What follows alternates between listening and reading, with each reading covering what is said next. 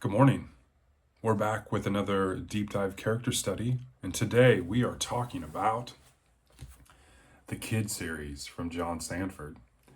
This four-book series started in 1989 with the first novel, The Fool's Run. It was followed up by the second book in the series in 1991 with The Empress File, and then Sanford took about a decade hiatus and started writing the Davenport Prey series.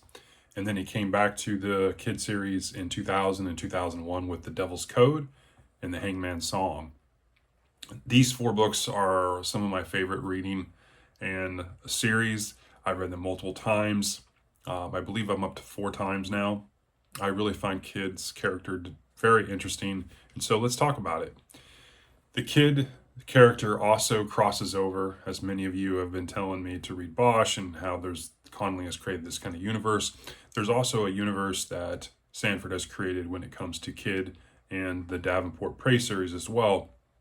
You don't particularly have to invest in reading, 40 odd books in a specific order, but as you read the Prey series, there is homages played to Kid. He does have a central role in one of the books. It doesn't require you to read the Kid series before reading that book or vice versa, but at the same time, it does help the experience. Kid appears in many Prey novels: The Eyes of Prey, Silken Prey, Extreme Prey, Invisible Prey, Secret Prey, and Chosen Prey. Over the course of these entries in the Prey series, the character of Kid plays small to more medium-sized roles, and you get to see also kind of the evolution of Kid's character. We don't get a lot after the fourth book, The Hangman's Song, about what's going to happen with Kid. Where is this going to end? I know a lot of people would always love another Kid novel. I'm one of them, but it doesn't look like it's in the cards, and we'll talk about that, at least in the tarot cards. So who is Kid? He's a hacker. He has a hacking prowess that is not just technical, but he's also heavily rooted and likes the psychology and the strategy that comes with hacking. He's artistic. He is a painter, actually a pretty famous painter in this kind of universe that Sanford created. He has a very good eye for detail. He likes landscapes. His artistic side and his ability to navigate kind of the subtleties of art also play into kind of his criminal activities as a hacker and a social engineer. I think Kid was doing kind of the social engineering probably before some of the social engineering became more modern in today's time. I think it's very interesting. He has this combination of creativity from the artistic standpoint, but the hacker ingenuity makes him kind of versatile. He's very unpredictable, but it also allows him to explore kind of weaknesses of his opponents, or weaknesses in bureaucratic things that he's going to tackle. He operates pretty much in a moral gray or morally gray area. He isn't, your traditional hero. He's more kind of a vigilante, kind of Robin Hood-esque. And so what are some cool facts about Kid? Well, like Lucas Davenport, he went to the University of Minnesota, but unlike Lucas, who played hockey, Kid was a wrestler. He obviously liked art at that time, and unlike Sanford's more famous protagonist, Lucas Davenport, who is a police officer, Kid operates completely on the other side in kind of the underworld of cybercrime and artistic fraud. Kid lives obviously a dual life as a painter and a hacker. It definitely brings, again, complexity as a character. He blends the arts and high stakes really, really well. He loves boating and the outdoors. He also loves the tarot. He does different spreads of tarot reading, not really just to make decisions, but it gives him insight and different perspectives when he's making decisions, usually decisions that are either before or during when he's doing his, quote, jobs. And so if you didn't pick up the 4 books, the names of the books also reference tarot cards. And so that's kind of a little insight. The Prey novels like Extreme Prey that I mentioned earlier before, I really enjoyed those because I think Sanford did a really good job. Obviously, he doesn't kind of sunset Kid at the end of the 4th book, The Hangman's Song, or what's going to happen to Luellen.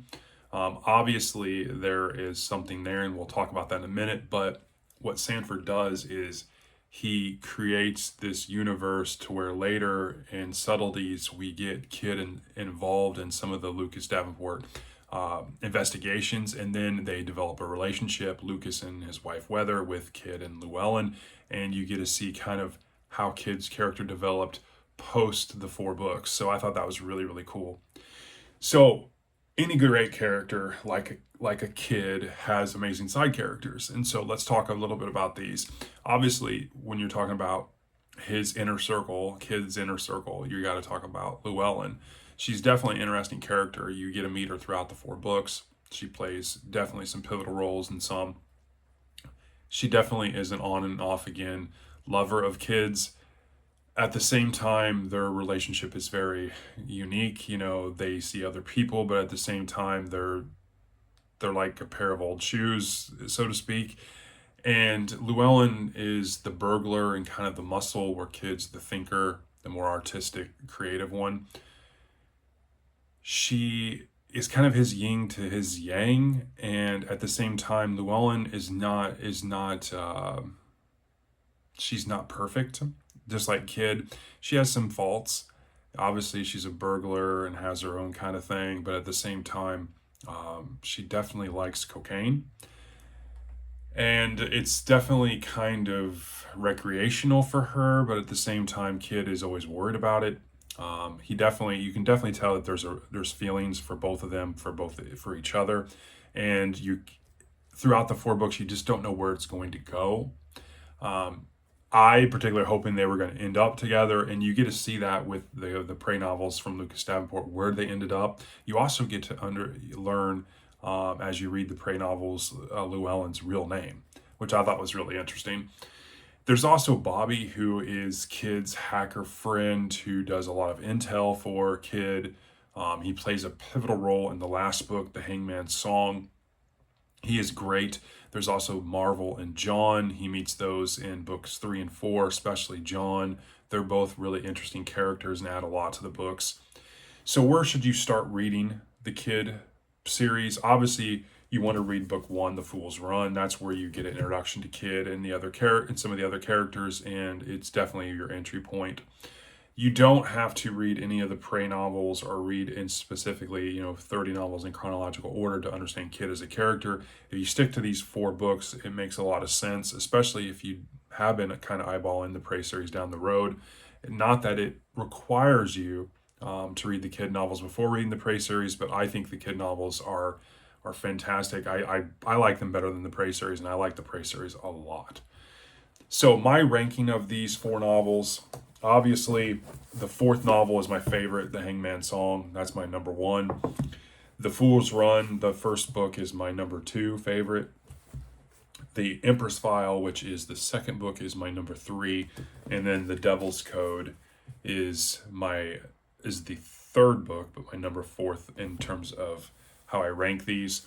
Overall, I think Kid is a fantastic character. I think he's very dynamic. He is multifaceted. He's just checks off a lot of boxes for me as a reader, and I think he's fantastic. I think he stands alone. He's right up there with Davenport. And when you get to see some of his interactions with Lucas and some of the Prey series, they're definitely alpha males, so to speak, but in different kind of ways. And Kid doesn't back down, so to speak. I think his artistic value, I think his hacker, the tarot, his complex relationships, they all make him just an interesting character to read.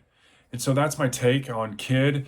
Another video in the deep dive character study. I love doing these because I love doing the research. Even though it's a fictional character and it's not really factual, it's just fun to get a better understanding. Sometimes you come across little nuggets that you weren't even aware of, even when you've read the books multiple times. So I hope you enjoy these, and I hope you have a great day. Thanks.